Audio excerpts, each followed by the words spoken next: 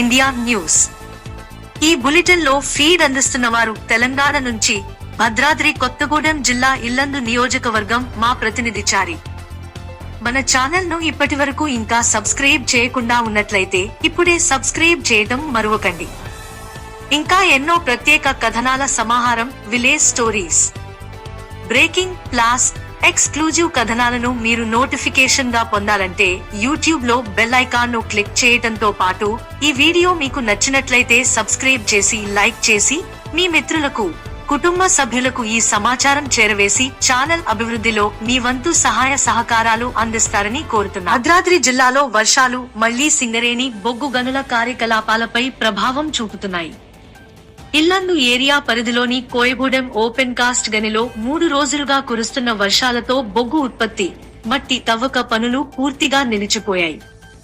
తాజా పరిస్థితులపై మరింత సమాచారం కోసం మా భద్రాద్రి కొత్తగూడెం జిల్లా ఇల్లందు నియోజకవర్గం రిపోర్టర్ చారి.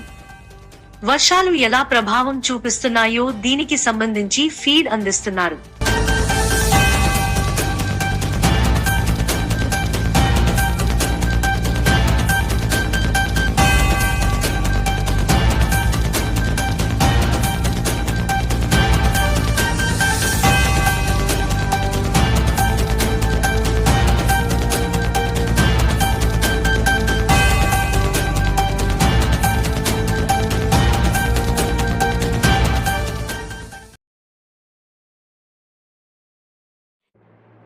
భద్రాద్రి కొత్తగూడెం జిల్లా పరిధిలోని కోయగూడెం ఉపరితల గనిలో పరిస్థితి బాగా విషమంగా మారింది.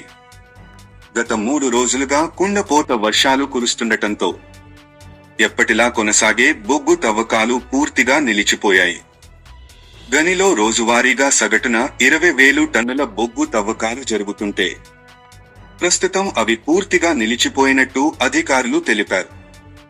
అలాగే దాదాపు 60,000 క్యూబిక్ మీటర్ల ఓవర్ బర్డెన్, మట్టి, రాళ్ల తవ్వకం పనులు కూడా అర్ధాంతరంగా నిలిచిపోయాయి. గనిలో నీరు నిలిచిపోయి మిషనరీలకు ప్రమాదం ఏర్పడే అవకాశం కనిపిస్తోంది.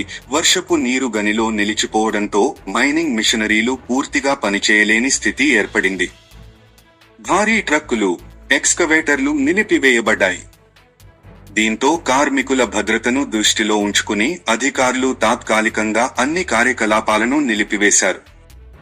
అధికారుల స్పందన చూస్తే కోయగూడెం ఓపెన్ కాస్ట్ గనికి చెందిన మైన్ మేనేజర్ మాట్లాడుతూ నీరు దిగుమట్ట ప్రాంతాల్లో నిలిచిపోయింది. సిబ్బంది అత్యవసరంగా మోటార్లు అమర్చి నీరు పంప్ చేసి బయటకు పంపిస్తున్నారు.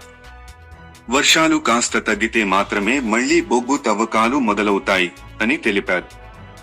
కార్మిక సంఘాల ఆందోళన వ్యక్తం చేస్తున్నారు. వర్షాలతో పనులు నిలిచిపోవడం వలన కార్మికులకు రోజువారీ ఆదాయంపై ప్రభావం పడుతున్నదని, సంస్థ తక్షణ భద్రత చర్యలతో పాటు కార్మికులకు నష్టపరిహారం లేదా వేతన గ్యారంటీపై క్లారిటీ ఇవ్వాలంటూ డిమాండ్ చేస్తున్నారు. గత అనుభవాలు చూస్తే ఇదే తరహాలో 2022లో కూడా వేసవికాలం చివర్లో భారీ వర్షాలు కురవడంతో కోయగూడెం, మణుగూరు గనుల్లో సుమారు వారం రోజుల పాటు బొగ్గు తవ్వకాలు నిలిచిపోయిన ఘటన గుర్తుంచుకోదగ్గది. అప్పటికీ సింగరేణికి భారీ ఆర్థిక నష్టం వాటిల్లింది. ప్రభావం బొగ్గు సరఫరాపై తీవ్ర స్థాయిలో ఉంది. ఈసారి కూడా ఇదే పరిస్థితి తలెత్తితే థర్మల్ పవర్ స్టేషన్లకు సింగరేణి సరఫరా చేసే బొగ్గులో అంతరాయం ఏర్పడే అవకాశముంది.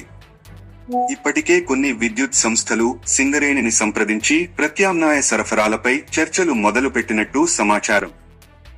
వర్షాల ప్రభావం బొగ్గు ఉత్పత్తితో పాటు కార్మికుల జీవనాధారంపై కూడా తీవ్రంగా పడుతోందన్న సంగతి స్పష్టంగా వినిపించింది. పరిస్థితి ఎప్పుడు కుదురుతుందో చూడాలి.